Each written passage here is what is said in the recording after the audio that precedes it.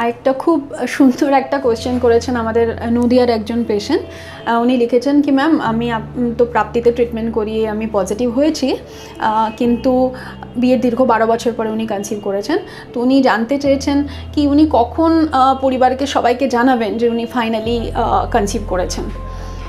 তো এই ইমোশনটা আমরা বুঝি। হ্যাঁ, দীর্ঘদিন বন্ধ্যাত্বের সঙ্গে লড়াই করার পরে যখন ফাইনালি ওই ইউরিন পরীক্ষাতে 2টো দাগ ধরা পড়ে, তখন ইমোশন কন্ট্রোল করা খুব মুশকিল হয়ে যায় এবং সবসময় মনে হয় কি কতক্ষণে বাড়ির সবাইকে জানাবো।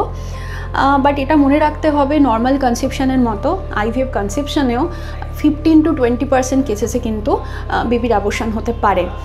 সো আমার মনে হয় রেজাল্ট যেদিনকে আপনি হাতে পেলেন তারপরে অ্যাটলিস্ট 2 থেকে 3 সপ্তাহ অপেক্ষা করে যান। 2 থেকে 3 সপ্তাহ পরে আমরা প্রেগন্যান্সি স্ক্যানের জন্য পেশেন্টকে ডাকি এবং যদি সেই স্ক্যানে বেবি দেখা যায়, বেবির হার্টবিট দেখা যায়, তাহলে কিন্তু অ্যাবর্শন হওয়ার সম্ভাবনা একদম কমে 10%-এর মতো হয়ে যায়। সুতরাং এই টাইমে অর্থাৎ কিনা ফার্স্ট আলট্রাসোনোগ্রাফি করানোর পরে আইডিয়ালি সবার সাথেই খুশির খবরটা শেয়ার করা উচিত।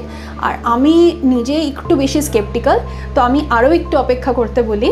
আমি বলি কি একদম 12 উইকের স্ক্যানের পরে বাড়ির সবাইকে জানান, কারণ 12 উইকে আমরা যে স্ক্যানটা করি NT-NB স্ক্যান এবং সাথে একটা ডুয়াল মার্কার বলে ব্লাড টেস্ট করা হয়, যেটা দেখলে আমরা বুঝে যাই যে বেবির মধ্যে কোনো ক্রোমোজোমাল ম্যালফরমেশন নেই।